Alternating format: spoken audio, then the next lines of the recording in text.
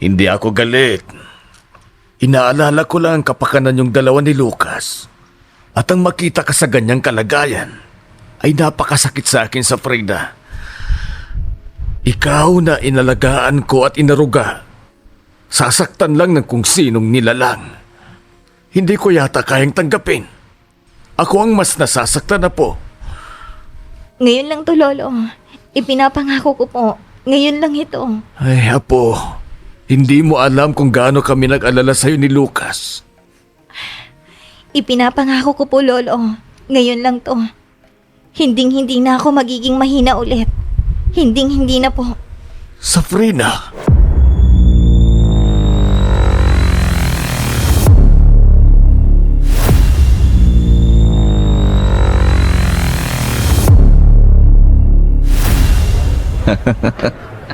Ngayon na naman ako nakapaglakad-lakad mag-isa sa labas ng palasyo. Nakatalukbong naman ako. Kaya hindi ako makikilala ng nasasakupan namin. Hindi pa magaling si Bella. Hawak ko ngayon ang oras ko. Peras! Bili na kayo ng peras! Ale? Ay, iho. Bibili ka ba? Matanda na ho kayo pero nagtitinda pa kayo niyan. Oo, kailangan. Para may makain kami. Nasaan ho ang mga anak ninyo? Nag-iinsayo. Para sa gaganaping paligsahan ng kaiserya.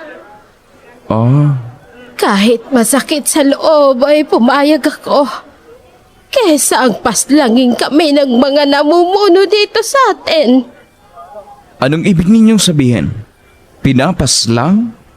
Yung isang pamilya ng kamag-anak ko.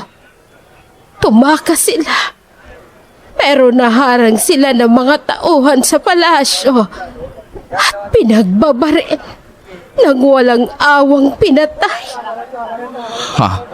Kaya ako, bilang ina, ayoko sana. Pero dahil sa nangyari sa mga kamag-anakan namin, ay pumayag na lang ako. At may narinig pa akong sabi-sabi ng iba. Dalawa lang ang maaaring mangyari sa'yo kapag sumali ka sa paligsahan na yon. Ang lumabas na buhay o lumabas na malamig na bangkay. Oh, Kaya ikaw, iho, alam kong kasali ka rin dahil sa tikas mo. Maaari pang ang maging magkalaban kayo ng mga anak ko. Galingan mo rin. Opo. Salamat. Bibili ka ba? Opo. Bibilhin ko ng lahat ng yan. Ay, talaga? Ay, nako. Oo, salamat. Ibabalot ko na. Sige po. Ay, bakit parang lungkot at takot ang nangibabaw kapag sumapit ang paligsahan? Eto, 10 pilak lang yan. Heto po, Salamat. maglalakad-lakad pa ako. Oobserbahan ko ang mga tao rito.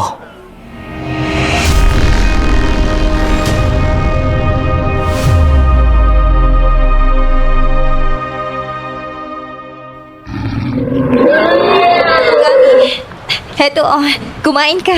Sariwa yan. Huwag mo akong alalahanin. Okay na ako. Gusto mo pa nga, lumipad pa tayo eh. Ay, ano ba yan? Pati ikaw ayaw mo akong palabasin? Sige ka, hindi kita papansinin. Biro lang. Alam mo, sina Lolo Yohe at Lucas, minu-minuto, oras-oras, kinakamusta nila ako. Medyo nauumay na nga ako sa katatanong nila kung maayos na ba ako. Ako yata si Safrina. Kahit mahulog pa ako sa pinakamalalim na bangin, walang mangyayaring masama sa akin. Alam mo yung pakiramdam na kapag nasa kapahamakan ako, minsan merong darating para tulungan ako. At minsan naman, pumapabor sa akin ang sitwasyon. Malalakas ang mga nakakalaban ko pero hindi nila ginagamit ang isip nila kaya natatalo ko pa rin sila. Takugami, yung mga magulang mo kaya, nag-aalala rin kaya sila sa'yo? Meron ka bang magulang? Meron pa bang ibang katulad mo?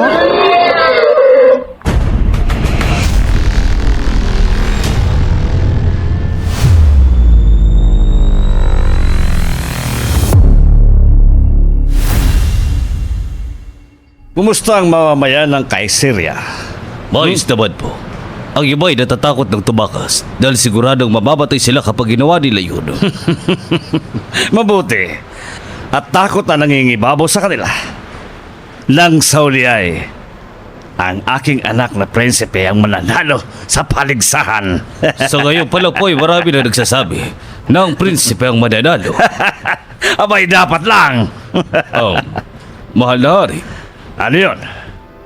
bumababa na ho ang pera sa kabanyo. Paano nangyari yan? Marami hong nagastos ang kaharian, lalo na nung meron tayong maliit na paligsahan. At ngayon rin ho, marami tayong nailabas na pera para sa pagpapagawa ng arena sa darating na paligsahan. Ganun ba? Walang problema. May solusyon dyan. Ano ho yun? Tatasan natin ang buwis ng mga tao. Pero ho, napakataas na nabuwis natin sa kanila. Nagre-reklamo ng ahos sila. Wala tayong mapagkukunan ng kaban ngayon, kundi ang kaban ng mamamayan. Gawing batas kagad ang sinabi ko. Epektibo bukas ang hindi magbayad, pahirapan at patayin kung wala ng pakinabang. Masusunod, mahal na hari.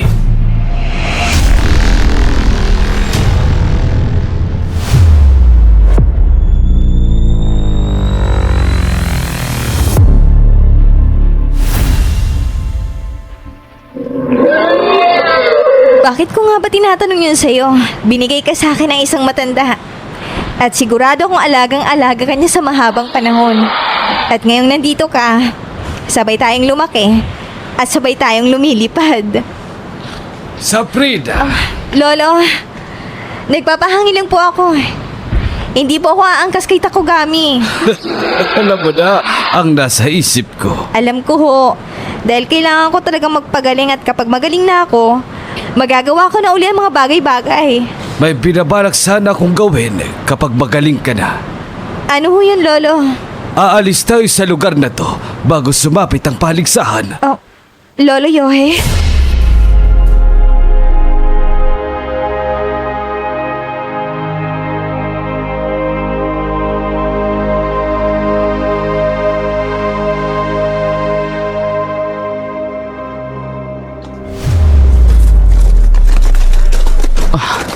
Ang mga kawal ng palasyo, may itinatapon silang papel. Ano na naman kaya ang balita? Magtatago muna ako hanggang sa makaalpas sila. Ay, taas-taas na buwis dito. Ay, gusto na ba? Ano kaya ito? Babasahin ko. Ay, naku. Ang bagong batas na dinaragdagan ng buwis ng mamamayan ng Kaiseria? Ay, napakawalang hiya talaga nila, ano? Ay, meron dito nakasaad na napaparusahan ang hindi sumunod. Ha? Ano bang pinagagagawa ni Ama?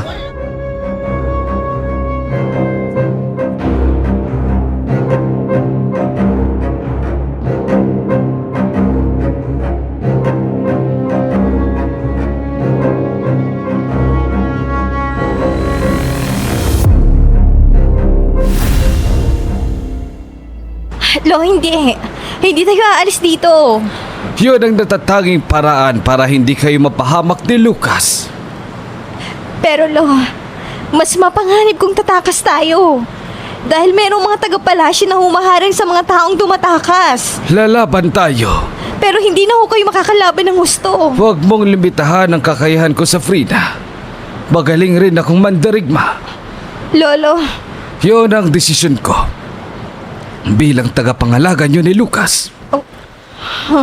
Makakatulong rin sa atin si Takugami sa pagtakas. Hindi tayo mahihirapan sa Frina. Lolo Yohe.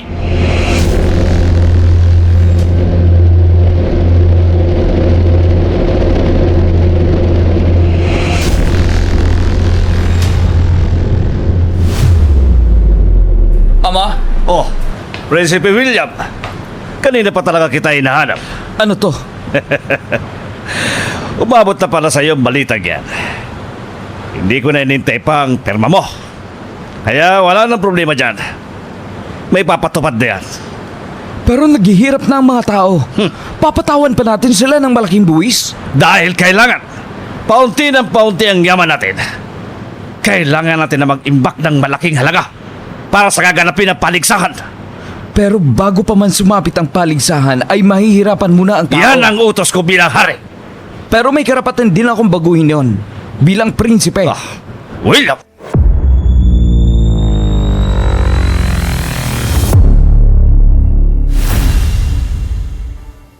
Magpahiya ka na. Sandali lang ho, Lolo. Tututulan mo ba ako sa kagustuhan ko, ha, Safrina? Patawad po. Pero wala sa bokabularyo kang sumuko. Gusto mo maging bayani kahit patay ka na. Mas magandang maging bayani habang nabubuhay ka pa. Yon ang masarap na tagumpay. Sa tingin niyo, matatalo ako sa paligsahan? Oo, dahil hindi ka panda. Matigas ang ulo mo at yon ang magpapatalo sa iyo. Lolo Yohe.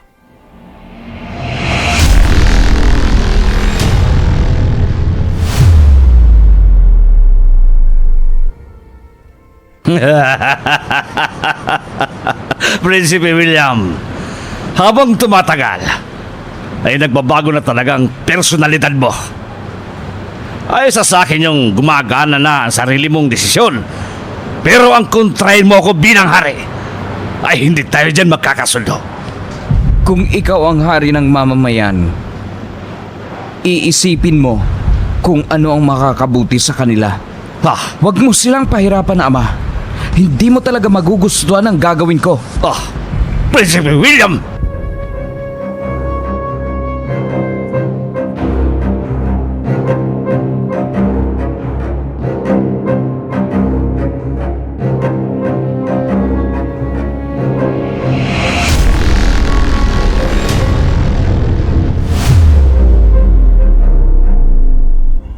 Lola Yohe, Safrina.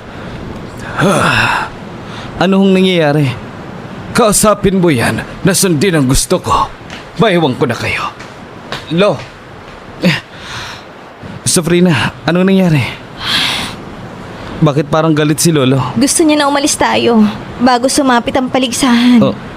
Pero ayoko. Ayoko, Lucas. Sa nakikita ko sa nangyayari sa lugar natin, kailangan na magkaroon ng pagbabago. Kailangan na may tumulong sa mga naaapi. Oo, naunawaan kita pero sana pinakinggan mo muna si Lolo. Matanda na yun at siya ang nag-aalaga sa atin. Kung anong makakabuti, yun ang gusto niyang mangyari. Pero ang iniisip ko ay ang makabubuti para sa nakararami. Safrina. Habang naririyan sila sa taas, malaya nilang magagawa ang mga masasamang balaki nila. At ano ha? Tayong mga mamamayan, magtitinginan na lang habang tayo'y pinapatay. Safrina. Noon pa man, Lucas, alam mo nang gusto kong mangyari. Gusto kong mapabagsak ang kaharian. Dahil lalo nilang pinalulugmok sa kahirapan ng mga tao nila. Tayo. At yung mga bata't matatanda na nakikita natin sa labas. Kailangan na may gawin tayo, Lucas. Kailangan na kumilos tayo para sa karapatan natin. Safrina.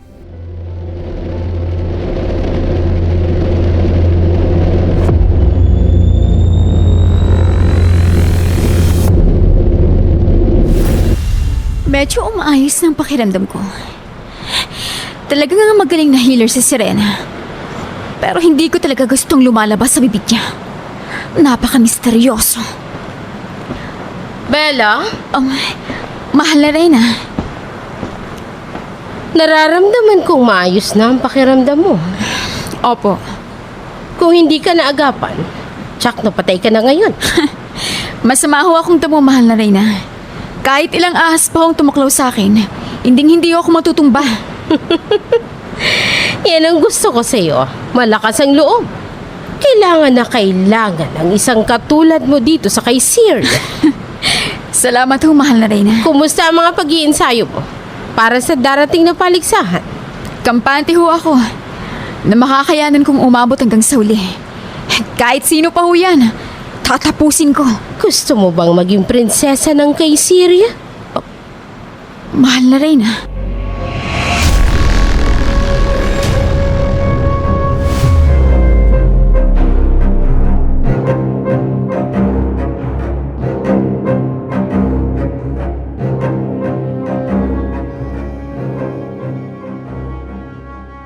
Sa mga sinasabi mo, parang gusto mo magkaroon ng posisyon sa kaharian.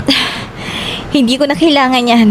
Kahit wala ako sa posisyon sa kaharian, gagawin ko pa rin yung makabubuti sa tao. Mahirap ang gagawin mo. Sa tingin ko naman hindi. Makakayanan mong pumatay. Oh.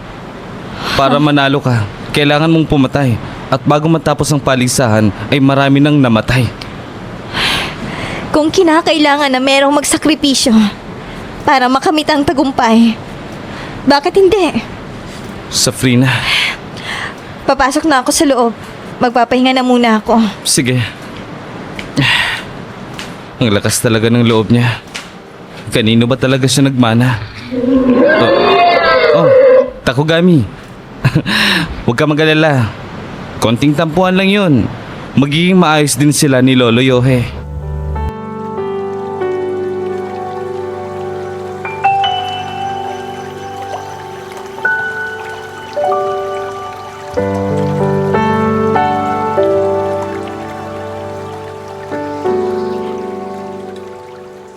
Kinakalaban mo naman ba ako ngayon, Prinsipe William?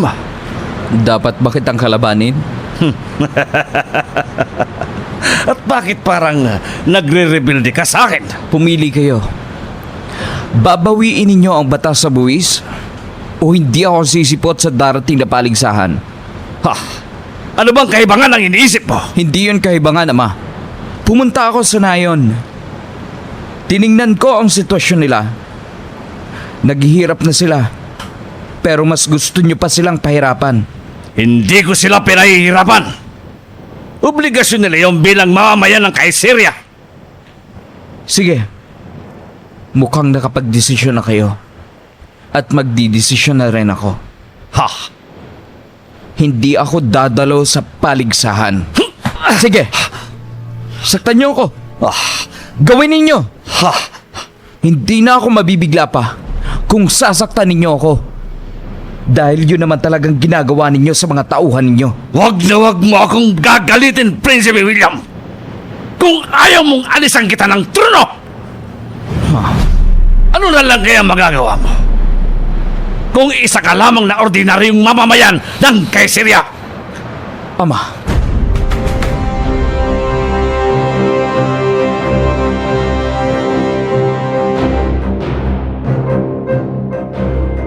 Siyempre ho. Gusto ko hong maging prinsesa. Marami ka pang dapat na pagdaanan bago mo makuha ang kagustuhan mo. Ho? Bakit ho? Nahirapan ho ba kayo na magkaroon ng trono? Lahat ng bagay pinaghihirapan, Bella. Maging ako, kami ni Haring Rizalde, ay nahirapan bago makuha ang tagumpay. Pero sa nakikita ko naman sa'yo, kung ano man ang dumaan na pagsubok ay malalagpasan mo yon. Parang ikaw ang babaeng halintulad sa aking anak na prinsipe. Pareho kayong matapang at may paninindigan. Bilang mandirigma, kailangan na maging matapang mahal. Pero Reyna. samahan mo rin ang puso para magustuhan ka talaga ng anak ko. Ha? Baka bilang matapang lang na Bella ang nakikita sa'yo ng anak ko. Lambutan mo ang puso mo para makuha mo ang lalaking inaasa mo. Mahal na Reyna.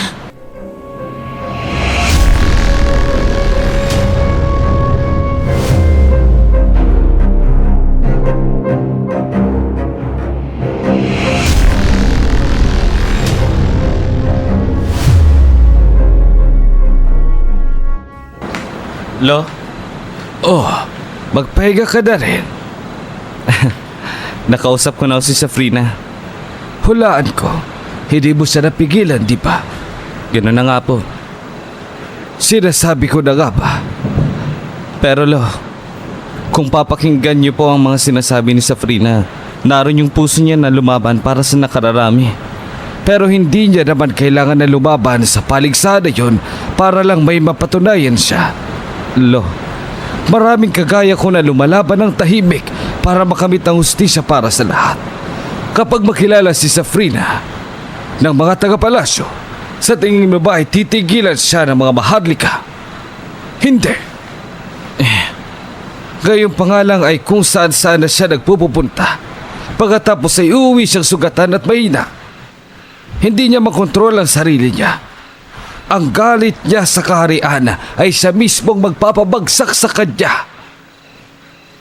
Lo, may itatanong lang sana ako. Ano yun? Bakit parang ayaw niyong makatuntong man lang si Safrina sa kaharian ng kay Syria? Oh, Lucas!